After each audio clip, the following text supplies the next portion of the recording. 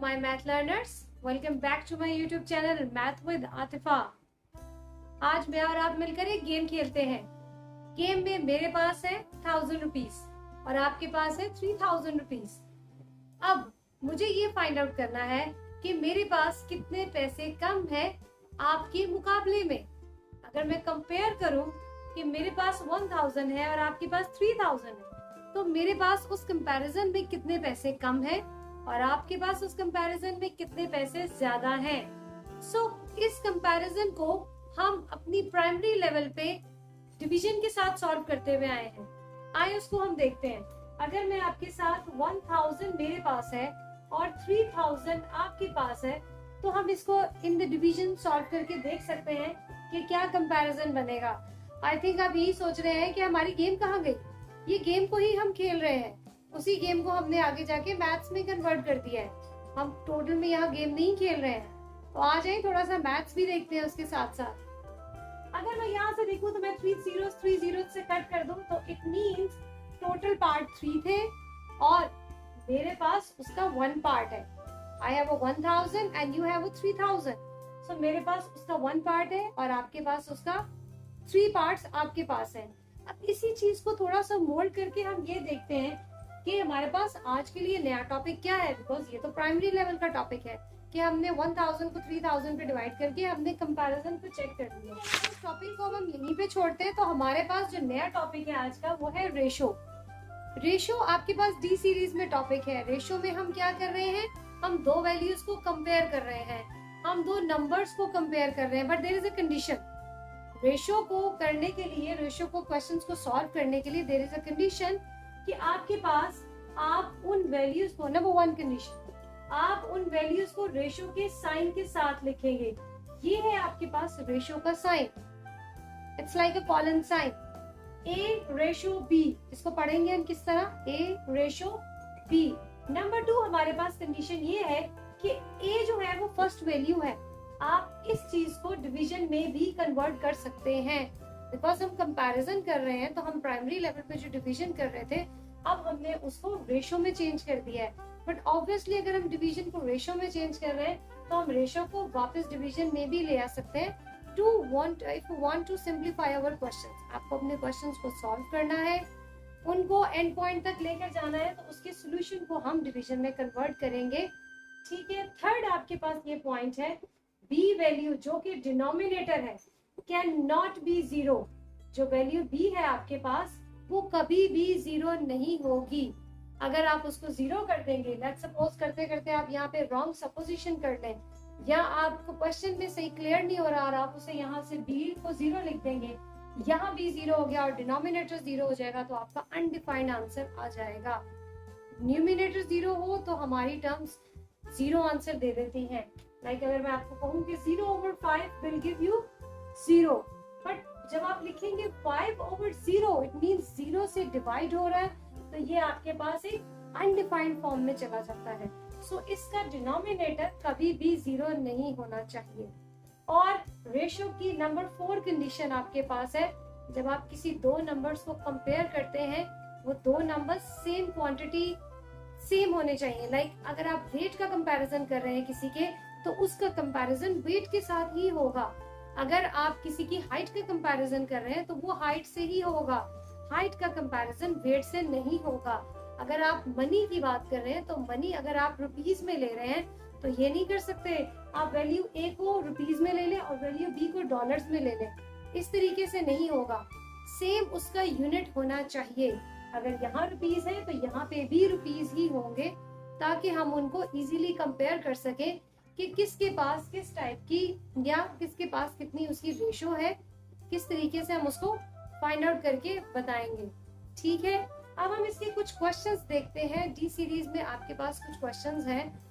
अच्छा, ये बहुत छोटा सा टॉपिक आपको दिया हुआ, सिर्फ 1 एक्सरसाइज है आपके पास। आई थिंक डी सीरीज में आपके पास ये क्वेश्चन है, A/400 is equals to 6/25। You have to simplify this and obviously there is an unknown variable। हमें उसका आंसर फाइंड आउट करना है, बट रेशो को साथ लेकर चलना है। बट अगर हम रेशो को साथ लेकर चलने की बजाय इसको यहीं में हम कन्वर्ट कर दें तो हमारे पास सोल्यूशन इसका थोड़ा और इजी हो जाएगा और हमारे इक्वेशंस की तरह हम इसको सॉल्व कर सकते हैं। आपके पास ये जो रेशो का साइन है, हम इसको इन द डिवीजन चेंज कर सकते हैं। So that will be equal to a divided by 400 and equal sign will be as it is and 6 divided by 25। अब ये 400 यहाँ डिवाइड हो रहा है तो हम इसको दूसरी साइड पे इन द मल्टीप्लिकेशन फॉर्म लिख देंगे, और यहाँ से तो आपको इसका सोल्यूशन खुद से बहुत इजी लगने लगेगा आपके। हमने 25 is the denominator, 400 is in the numerator, so हम इनकी कैंसिलेशन करेंगे और अपने आंसर को फाइंड आउट करेंगे।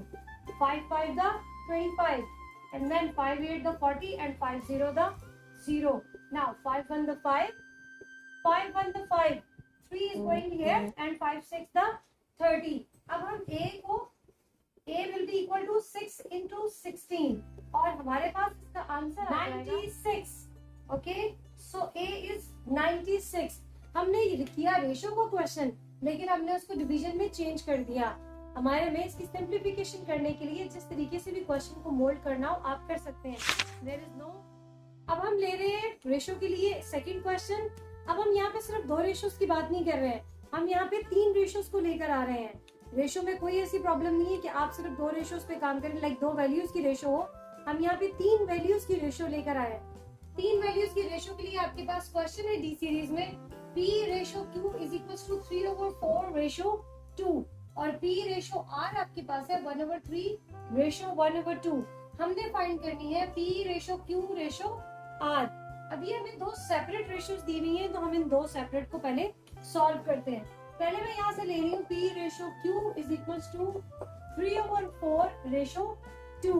अगर मैं इस p/q लिख दूं तो आपके पास कोई ऐसी प्रॉब्लम नहीं, ठीक है। हमने q लिखा है बिकॉज हमने डिवीजन से रेशो बनाई है, अब रेशो वापस कन्वर्ट कर रहे हैं सिंप्लीफिकेशन करने के लिए डिवीजन में। और इसको हम किस तरीके से लिखेंगे, 3/4 डिवाइडेड बाय 2।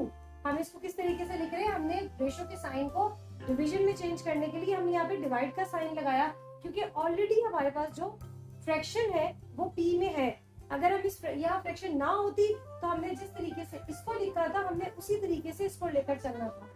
अब हम क्या कर रहे हैं, जब डिवाइड के साइन को मल्टीप्लाई में कन्वर्ट करते हैं तो हम क्या करते हैं, इस वैल्यू को रेसिप्रोकल ले लेते हैं, हम इस वैल्यू का इनवर्स ले लेते हैं कि अगर ये न्यूमिनेटर है तो ये डिनोमिनेटर में शिफ्ट हो जाएगी, अगर ये डिनोमिनेटर है तो ये न्यूमिनेटर में शिफ्ट हो जाएगी। Now we can do the question 3 1 the 3 because cancellation possible नहीं है एंड 3/8 हो जाएगा 4 2 the 8 एंड p/q। अगर हम इसको वापस लेकर जाएं तो हमारे पास हो जाएगा p ratio q is equal to 3 ratio 8। यहाँ से हम ये चीज फाइंड आउट कर रहे हैं कि यहाँ p हमारे पास 3 है, फर्स्ट वैल्यू फर्स्ट की, सेकंड वैल्यू सेकंड की, और q हमारे पास 8 है। यहाँ तक हम इस पार्ट को छोड़ते हैं। अब हम अपनी सेकंड रेशो को लेते हैं। सेकंड रेशो में भी हमारे पास 2 फ्रैक्शंस है। पहले हम इन फ्रैक्शंस को होल नंबर्स में कन्वर्ट करेंगे। p ratio r is equal to 1/3 ratio 1/2। तो यहाँ से हमारे पास आ जाएगा p/r is equal to 1/3 divided by 1/2। Then p/r will be equal to 1/3 multiply by, अब ये 2 डिनोमिनेटर है तो ऑब्वियसली 2 न्यूमिनेटर में चला जाएगा, that will be equal to 2/1। Then p/r हमारे पास आ जाएगा 2/3। अब यहाँ से p की वैल्यू क्या आई, तो हमारे पास 2 एंड q की वैल्यू हमारे r की वैल्यू हमारे पास आ गई 3। अब हमने यहाँ पे लिखनी है पार्ट 1 में जो उन्होंने हमें रेशो दी हुई है p ratio q ratio r। हमारे पास p यहाँ पे 3 है, यहाँ पे 2 है, हमें इसको सेम करना पड़ेगा क्योंकि हमने यहाँ पर p q r का आंसर देना है, तो इन दोनों में p सेम होना चाहिए। तो हम क्या करने वाले हैं, हम दोनों p's को इक्वल करेंगे। अब यहाँ पर हमारे पास p की वैल्यू 3, p की वैल्यू 2, तो हम 3 को 2 से मल्टीप्लाई करवाएंगे तो हमारे पास आ जाएगा 6। तो हम क्या कर रहे हैं, p/q is equal to 3 multiply by 2 से करवाएंगे एंड 2 मल्टीप्लाई बाय 8, जो न्यूमिनेटर में होगा वही डिनोमिनेटर में होगा। और यहाँ पे हम क्या कर रहे हैं, हमें 2 को 6 बनाना है तो हम इसको 3 से मल्टीप्लाई करेंगे। 3 into 2 and 3 into 3। हमने इस फ्रैक्शन को 3 से और इस फ्रैक्शन को हमने 2 से मल्टीप्लाई करवाया, तो हमारे पास क्या आ गया 6/18। ओके, और p/r यहाँ से आ गया 6/9। अब हम यहाँ पर लिख सकते हैं अपनी P ratio Q and ratio R। P दोनों में सेम है, so coming with the 6 and Q हमारे पास है 18 और R हमारे पास है 9। This is the answer of a first part. P एक ऐसा वेरिएबल था जो इन दोनों में एज अ कॉमन चल रहा है, बट जो चीज कॉमन है इट मस्ट बी सेम। सो उसको हमारे पास सेम आंसर नहीं आया। अगर तो यहाँ सेम आ जाता तो हम direct P ratio Q ratio R का आंसर दे देते, बट अभी क्या है हमारे पास P दोनों में डिफरेंट था। अब हमने क्या किया, सेम पूरी फ्रैक्शन को हमने सेम नंबर से मल्टीप्लाई करवाया ताकि वो दोनों हमारे पास P की वैल्यूज को सेम कर दें। सेम किया तो हमने P को एज अ कॉमन यहाँ पे लिख दिया 6, R हमारे पास 9 था और Q हमारे पास 18 था। Q और R डिफरेंट वेरिएबल्स है, उनकी वैल्यूज को सेम होना जरूरी नहीं है, इसलिए वो डिफरेंट आएंगे, सो इट्स ओके। अब यहाँ से हमारे पास पार्ट 2 है कि Q और R का आंसर दें। सो Q रेशो R, हमारे पास Q का आंसर आ रहा है 18 और R का आंसर आ रहा है 9। So there is a no solution, just you have to give the answer from the coming values जो आपने पार्ट नंबर 1 में सॉल्व आउट की। ये आपके पास दो रेशोज को एक रेशो में उन्होंने कन्वर्ट किया है, दो डिफरेंट रेशोज दी और हमें एक सिंगल रेशो का आंसर यहाँ पर देना था। आपको उसके कॉमन पार्ट को कॉमन ही बनाना है, अगर वो डिफरेंट आ रहे हैं तो मल्टीप्लाई करके, but there is a condition, जब आप न्यूमिनेटर में कुछ मल्टीप्लाई कर रहे हैं तो डिनोमिनेटर भी साथ ही चलेगा, उसको भी उसी नंबर से मल्टीप्लाई करेंगे। ये छोटे छोटे की पॉइंट्स अगर हम इनको याद रखें, अपने जहन में रखें, तो हमारी प्रॉब्लम्स सॉल्व हो जाएंगी। यहाँ पर अगर आप सिर्फ ऊपर मल्टीप्लाई करवाएं, नीचे नहीं करवाएंगे, तो ऑब्वियसली आपका क्वेश्चन यहाँ से रॉन्ग हो जाएगा। पहले वाला सही था पार्ट, यहाँ से आपका सोल्यूशन रॉन्ग में चला जाएगा। आई होप कि अब आपको मैथ्स अच्छे से समझ आना शुरू हो चुका होगा। जब तक आप उसके छोटे पॉइंट्स को क्लियर नहीं करेंगे, do comment and tell me कि आपके कौन से ऐसे पॉइंट्स हैं जो अभी तक क्लियर नहीं हुए। Do subscribe and like my channel. Till the next video, thank you.